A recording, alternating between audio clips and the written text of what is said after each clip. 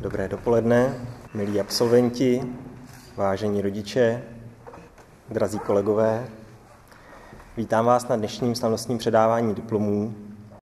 To, co se dělo s naší školou během vašeho studia, bychom bez nadsázky mohli označit jako vytváření nové školy ze školy staré a vy jste tím vším prošli společně s námi. Byli jste u toho, když se škola významně elektronizovala, byli jste u toho, když jsme zahajovali výuku pomocí vzdělávacích projektů a samozřejmě i u toho, když se z velké části měnila ta sestava lidí, kteří se starají o to, aby škola fungovala a aby vám měla co přinášet. Odcházíte ze školy, kterou je výrazně těžší absolvovat, než v době, kdy jste na ní nastupovali.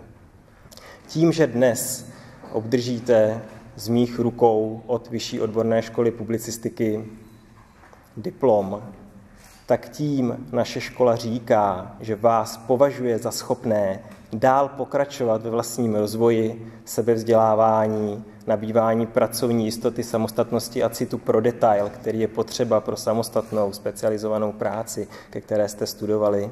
Je mi velkou ctí vás dnes zde v Emauzích přivítat a říct si pár vět na slavnostním vyřazení absolventů Vyšší odborné školy publicistiky.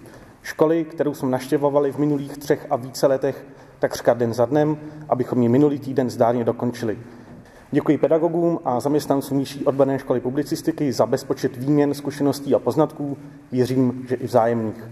Doufám, že jsme vám příliš neposluchali nervy a zdraví. Přeji do absolutorií hodně zdaru současným druhákům i našim spolužákům, kteří tu dnes s námi nejsou, ale bez pochyby zazáří na zářijovém termínu absolutorií.